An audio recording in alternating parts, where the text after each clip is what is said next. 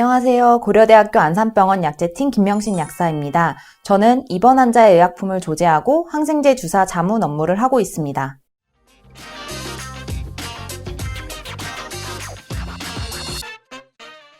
일상생활에서 궁금했던 아는 약, 모르는 약, 헷갈리는 약에 궁금한 점을 알아보는 양양약 시간. 오늘은 두통약 첫 번째 시간인데요. 평소 많은 사람들이 복용하고 있는 두통약에 대해서 정확하게 알고 복용하고 계신가요? 오늘 양양약에서는 두통약에 대해서 속속들이 파헤쳐보는 시간을 갖도록 하겠습니다.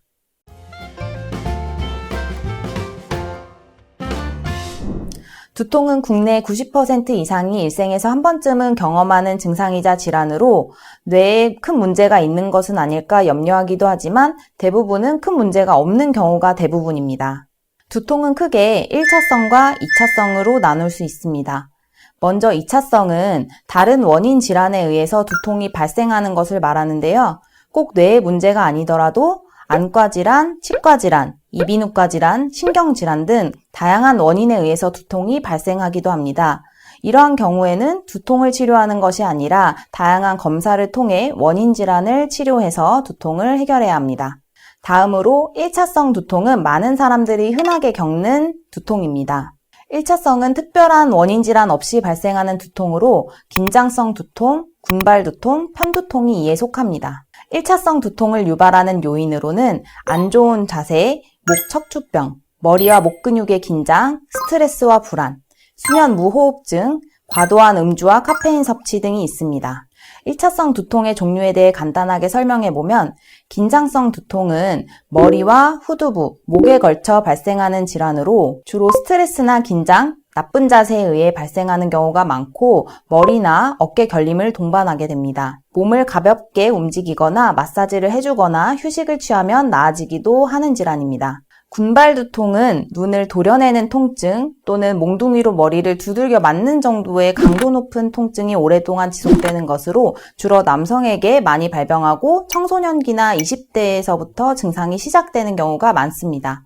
정확한 원인은 알려져 있지 않으나 흡연이나 음주가 유발 요인으로 알려져 있고 군발 두통의 통증은 일반 의약품으로 대처하기 힘들 수 있습니다. 1차성 두통 중에서도 편두통은 비슷한 통증 양상이 주기적으로 반복되는 질환으로 원인은 아직 밝혀지지 않았지만 뇌혈관의 팽창, 뇌신경 전달 물질인 세로토닌의 대사 이상, 뇌혈관의 경련에 의한 뇌신경의 압박에 의해서 생긴다는 이론이 있습니다. 따라서 이러한 원인들을 조절하는 약물들이 편두통 특이적 치료제로 사용되고 있습니다.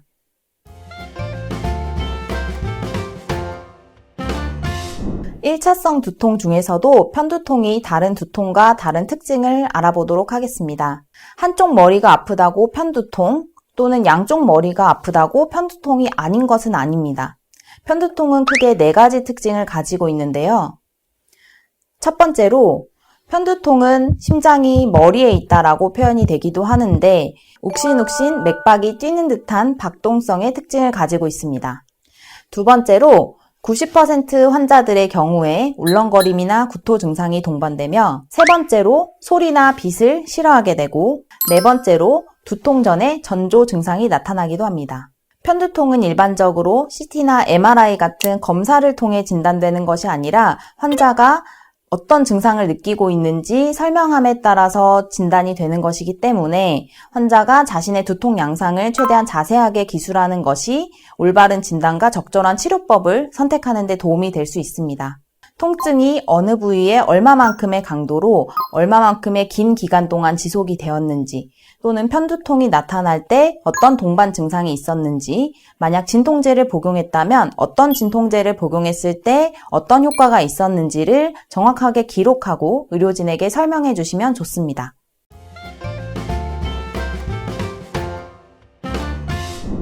먼저 약국에서 구입할 수 있는 일반 의약품 진통제의 원리에 대해서 설명하겠습니다. 진통제는 주로 통증이나 염증을 유발하는 물질인 프로스타글란딘의 생성을 저해함으로써 진통 효과를 나타내는데요. 이는 두통뿐만 아니라 치통, 생리통, 근육통, 관절통 등 다양한 통증, 그리고 감기 몸살에까지도 동일한 원리의 진통제를 사용하게 됩니다. 따라서 심하지 않은 강도의 두통이나 편두통에는 아세트아미노펜, 나프록센, 이부프로펜, 덱시부프로펜의 성분으로 통증을 조절하게 됩니다. 그러면 각 성분의 진통제에 대해서 자세하게 알아보겠습니다. 먼저 진통제는 해열 진통제, 해열 소염 진통제 이렇게 두 가지로 크게 분류할 수 있는데요. 대표적으로 타이레놀에 들어있는 성분으로 아세트아미노펜은 해열 진통제 성분입니다. 타이레놀에 들어있는 아세트아미노펜 성분은 진통제를 복용했을 때 속이 울렁거리거나 속이 쓰린 위장장애가 거의 없고 장기적으로 복용했을 때도 비교적 안전한 약물로 다양한 통증 질환에 1차적으로 선택되는 약물입니다. 두 번째로 이부프로펜, 덱시부프로펜, 나프록센은 엔세이드로 분류가 되는데요. 엔세이드는 비스테로이드성 소염제라는 뜻으로 스테로이드를 포함하지 않고 소염작용을 하는 해열 진통제입니다. 일반적으로 약국에서 브루펜, 이지엔6, 그나렌정 등의 상품에 엔세이드가 포함되어 있습니다. 이러한 주성분과 더불어 다양한 성분을 같이 포함하고 있는 복합 진통제도 있는데요. 그 성분으로는 카페인, 에텐자미드, 이소프로필 안티피린, 알릴 이소프로필 아세틸 요소, 피리라민 등이 있습니다. 각 성분은 다양한 기전으로 주 성분의 작용을 도와 효과를 더욱 빠르게 하기도 하고 더 강한 진통 효과를 나타내기도 합니다. 이 중에서 이소프로필 안티피린을 포함하고 있는 약물은 게보린이나 사리도네이정 등이 있는데요. 이 성분은 피린계 엔세이드로 통증 억제 효과가 빠르고 작용 지속 시간이 짧은 편인 성분입니다. 이 성분은 골수 억제에 의한 과립 백혈구 감소증, 재생불량성 빈혈 같은 부작용을 나타내는 약물인데요. 해외에서는 이런 부작용 때문에 판매 중지 조치가 났고 우리나라 식약처에서는 안전성 검토 결과 해당 약품을 15세 이상의 연령에서만 복용할 수 있도록 제한하였고 단기적으로 복용하도록 일수도 제한하였습니다. 따라서 이소프로필 안티피린을 포함하고 있는 게보린이나 사리도네이정 같은 약물은 꼭 주의가 필요한 약물입니다. 이러한 성분들을 토대로 일반 의약품을 고르는 방법과 두통약에 들어있는 카페인에 대해서는 2편에서 더 자세히 설명하도록 하겠습니다.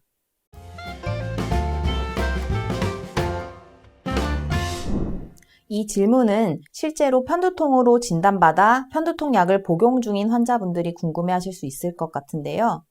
편두통약은 크게 두 가지, 통증이 발생했을 때 복용하는 급성 진통제, 그리고 편두통 예방 약물로 분류할 수 있습니다. 먼저 편두통이 발생했을 때 복용할 수 있는 급성 진통제는 앞서 말한 아세트아미노펜이나 엔세이드 같은 진통제, 혈관 수축제인 트립탄과 에르고타민, 카페인, 그리고 항구토제 종류가 있습니다. 심하지 않은 편두통에서는 아세트아미노펜이나 엔세이드 같은 일반 진통제를 이러한 진통제로 조절되지 않는 심한 편두통의 경우에는 트립탄과 에르고타민 같은 혈관 수축제를 복용하게 됩니다. 트립탄과 에르고타민 성분은 전문 의약품이기 때문에 병원에서 진료를 보고 처방이 필요한 약품입니다. 트립탄은 세로토닌 수용체에 작용해서 뇌혈관을 빠르게 수축시키고 염증성 신경펩티드의 분비를 저해하는 기전을 가지고 있습니다. 이 약물은 편두통이 발생했을 즉시 투여했을 때 가장 좋은 효과를 기대할 수 있습니다. 트립탄이 포함된 약물은 이미그란, 나라믹, 조믹, 미가드정 같은 약물이 있고 이 약물은 성분명의 끝이 트립탄으로 끝나는 제제로 수마트립탄, 졸미트립탄, 나라트립탄 등의 다양한 종류가 있습니다. 대개 효과가 빨리 나타나는 약은 작용 지속 시간이 짧은 편이고 효과가 느리게 나타나는 약은 작용 지속 시간이 긴 편입니다.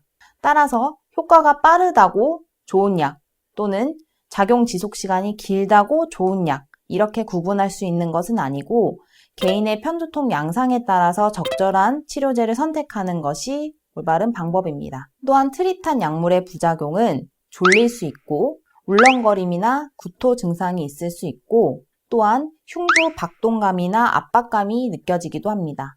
흉부 박동감이나 압박감은 심장병의 증상으로 오해할 수도 있는데 이는 약을 몇 번 복용하다 보면 금방 사라지는 증상이며 이 증상이 계속되면 다른 종류의 트립탄으로 변경을 고려해 볼 수도 있겠습니다. 에르고타민도 비슷한 기전으로 혈관을 수축시키고 신경 전달 물질을 억제해서 통증을 억제하는 효과를 가지고 있는데요. 에르고타민은 트립탄에 비해서 효과가 좀 작은 편이고 울렁거림이나 구토 증상이 있는 편입니다. 하지만 작용 지속 시간이 길다는 장점이 있는데요. 국내에는 크레밍정이나 카펠큐정이 나와 있고 에르고타민의 카페인 복합제를 사용함으로써 에르고타민의 효과를 조금 높인 약품입니다.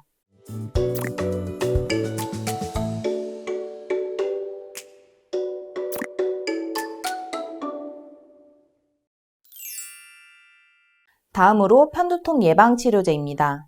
예방치료제는 급성치료제로도 조절이 안 되거나 일주일에 두세 번 이상 급성 진통제를 복용해야 하는 경우 또는 너무 심한 통증 때문에 일상생활에 지장이 있는 경우 예방치료제 사용을 고려해 볼 수 있습니다. 예방약은 급성 진통제와 다르게 통증이 없더라도 매일 복용해야 한다는 점이 가장 큰 차이점입니다. 예방약의 종류는 베타 차단제나 칼슘 채널 차단제 같은 심혈관계 약물, 항우울제, 항경련제 등이 있습니다. 편두통 약을 처방받았는데 왜 우울증과 공황약이 들어있죠? 왜 간질약이 들어있죠? 또는 저는 혈압이 없는데 왜 혈압약을 주셨나요? 이렇게 의문을 가지실 수 있습니다. 앞서 편두통의 원인이 뇌혈관의 확장, 세로토닌의 대사 이상, 뇌혈관의 경련인 점을 생각하면 왜 이 약들이 처방 나올 수 있었는지 이해할 수 있습니다. 원래 심박수 조절에 사용되는 베타 차단제는 혈압약이나 심부전에도 쓰이는 약으로 편두통에서는 뇌신경의 과민을 억제하는 기전을 가지고 있습니다.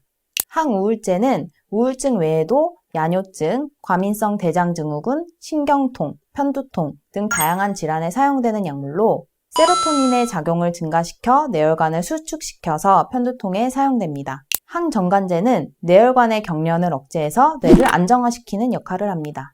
참고로 항전관제로 쓰이는 토피라메이트나 디발프로엑스 같은 성분은 체중 변화에 부작용이 있고 태아에게 기형 발생의 위험이 있기 때문에 가임기 여성이 복용할 경우 피임이 필요한 약물입니다.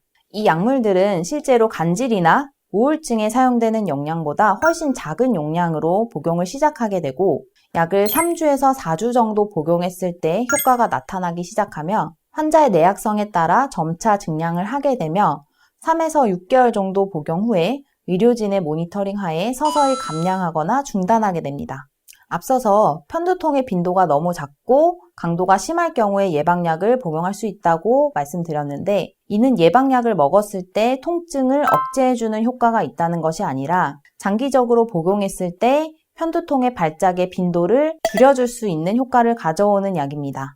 따라서 예방약을 먹고 효과가 없다고 해서 임의로 중단하시면 안 되고 예방약을 복용하던 중에도 편두통 발작이 일어났을 때는 급성 진통제를 통하여 편두통을 조절해야 합니다. 오늘의 키포인트. 일반의약품 진통제는 아세트아미노펜, 이부프로펜, 덱시부프로펜, 나프록센의 성분이 있고 이외에도 다양한 성분을 포함하는 복합 진통제가 있습니다. 성분에 따라 연령 제한이나 장기 복용이 제한되어 있는 약품이 있으므로 이를 확인하고 주의해서 복용해야 합니다. 편두통 약물 중에는 꾸준히 복용해야 하는 예방약, 통증이 있을 때 급성으로 복용해야 하는 진통제가 있으므로 이를 구분해서 올바른 방법으로 복용해야 합니다. 오늘 1편에서는 두통약에 대한 기초적인 궁금증을 풀어보는 시간을 가졌는데요. 2편에서는 더 자세하게 알아볼 예정이니 기대해 주시고 다음 편에 뵙겠습니다. 감사합니다.